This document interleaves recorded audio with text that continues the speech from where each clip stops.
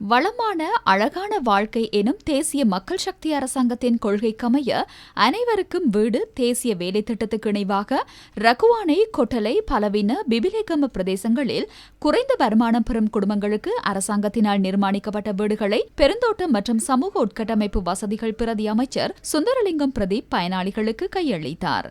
எனவே எங்களுடைய அரசாங்கத்தினுடைய செயல்பாடுகளை குறைகளை கூறிக்கொண்டு, அதாவது உண்மையான நிலையை மக்களுக்கு கூறாமல் பொய்களாக பொய் மூட்டையை அவிழ்த்து மக்களை திசை திருப்ப பார்க்கிறார்கள். எனவே மக்கள் தெளிவாக இருக்கிறார்கள். எனவே நாட்டு மக்களுக்கு என்னென்ன நன்மைகளை செய்ய வேண்டுமோ அந்த நன்மைகளை எங்களுடைய அரசாங்கம் செய்து கொண்டிருக்கிறது.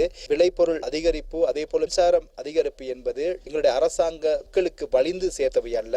இன்று உலகத்தில் ஏற்பட்டிருக்கிற இந்த யுத்த சூழல், அதே போல பொருளாதார நிலைமை காரணமாக ஏற்பட்டது தற்காலிகமானது. நிச்சயமாக இந்த உலக யுத்த சூழல் வளமைக்கு திரும்புகின்ற பொழுது இன்னும் மக்களுக்கு நன்மை பயக்கூடிய செயல் திட்டங்களை எமது அரசாங்கம் நிச்சயமாக மக்களுக்கு வழங்கும் என்பதை நான் தெரிவித்துக்